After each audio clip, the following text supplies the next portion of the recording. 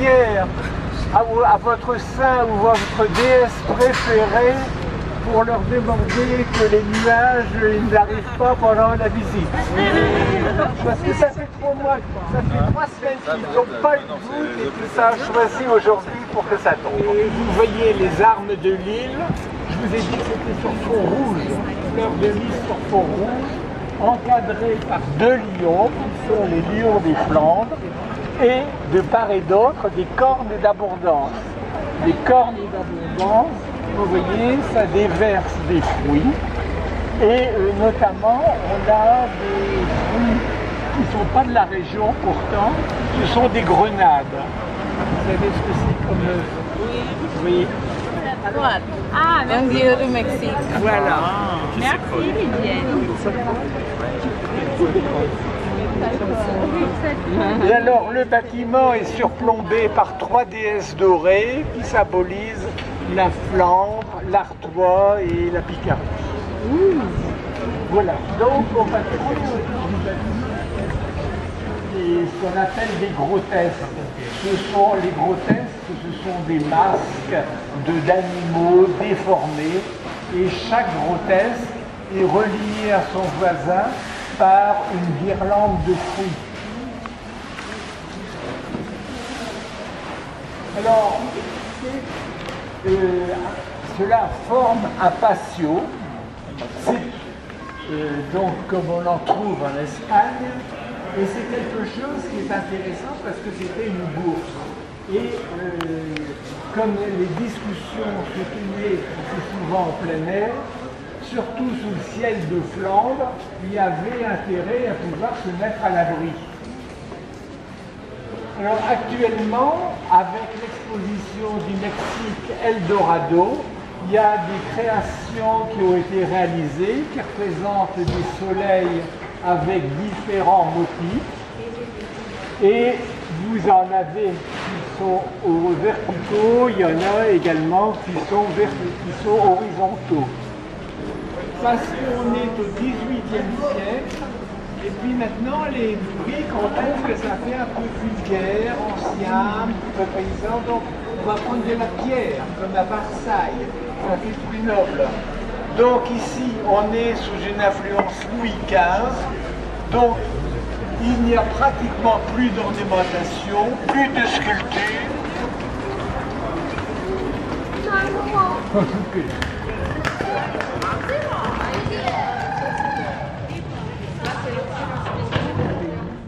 Donc, qui a conservé le nom d'Hospice Comtesse. Donc là, nous sommes dans les années 1230 à peu près. Alors, il y a des parties plus anciennes, c'est la base du bâtiment que l'on voit là en fond de cour. Une partie beaucoup plus récente qui date là du XVIIIe siècle et qui est un style beaucoup plus classique. Ceci, c'est des styles un peu intermédiaires. Ce grand bâtiment-là était ce que l'on appelait des maisons de louage.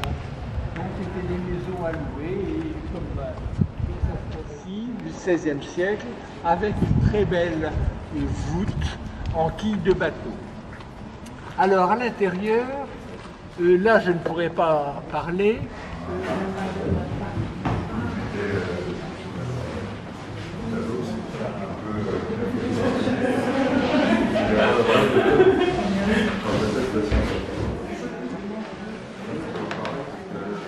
Je risque d'être mineur.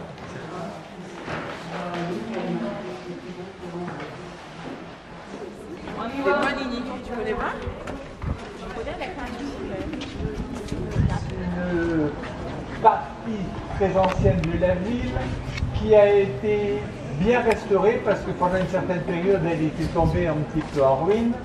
Ce sont des maisons qui sont sensiblement de la même époque que celles qu'on a vues avec les petits anges, peut-être un petit peu plus récentes. Mais vous voyez qu'ici c'est quelque chose de beaucoup plus simple. Il n'y a pas de décoration, ce sont des maisons qui servaient à des artisans. Et c'était la filature, on dit la saillette ou la sailletterie, donc qui tissait des étoffes. Et si vous regardez les façades, fenêtres, elles sont coupées en deux en fait.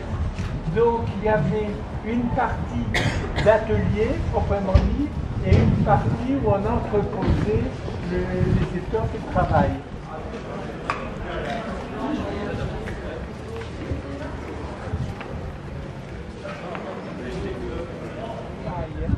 Avec de très belles sculptures de Jean-Claude, qui est mort il y a quelques années, avec le thème, là, à l'entrée du mur, prend toute son originalité. Bon, je reviens à mon vitrail, il est séparé en deux par une diagonale. Pour le concepteur du vitrail, la partie eh bien, c'est la trace d'un canal, alors, qui a été conquis par la végétation ou par des constructions. Et c'était la survivance donc d'un canal disparu. C'est moi. Touchez pas, c'est fragile. Après ça, ça se termine en cariatide. Hein. Après la guerre, monsieur, comme vous pouvez voir. Il y avait ça.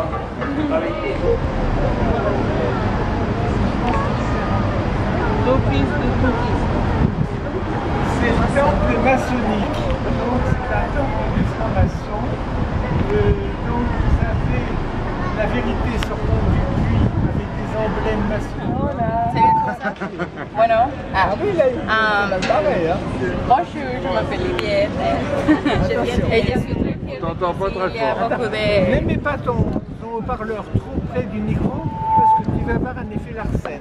Oui, oui. Voilà. I know. Ok. Bon, vas-y, chante ce que tu veux. Ok. C'est le plus près de la bouche. Plus près. 1, 2, 3. Ay, ay, ay, ay. Canta y no llores, porque cantando se alegra el cielito y los corazones. Ay, ay, ay, ay. Canta y no llores, porque cantando se alegra el cielito lindo los corazones. Ay, ay, ay, ay, ay, ay, ay, ay. Ok. Alors, il va cadrer. Là, tu rentres, tu cherches les mains. Ouais. Donc, André, voilà. Je suis petite, mais je suis là à côté de vous. Bon, c'est gentil. Donc, on vous remercie énormément, nous font nos cœurs, par cette belle visite que vous nous avez offerte aujourd'hui. Par l'incident, on est désolé pour l'incident, on sait, c'est un peu chiant. Mais bon, au nom de tous les stagiaires et de l'équipe d'encadrement, on va vous offrir Stéphanion, qui a été signé par tous les stagiaires. Ils ont écrit merci dans toutes les langues des pays qui sont présents. Et c'est notre façon de vous remercier de tous vos efforts. On sait que vous avez fait 400 km pour être ici aujourd'hui. Donc on l'apprécie énormément. Merci beaucoup.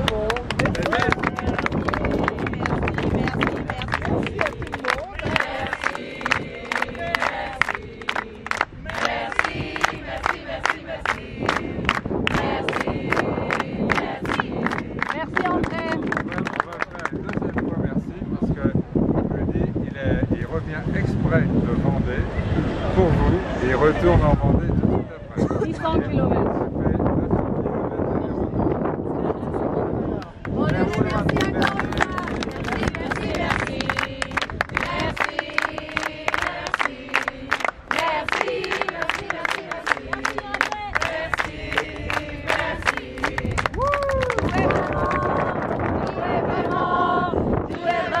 Phénoménal, la la la la la la la la la la.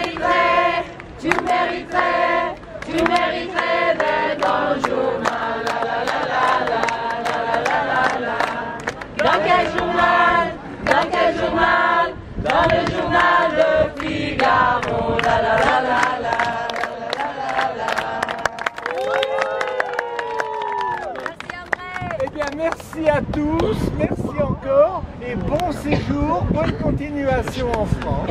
Merci.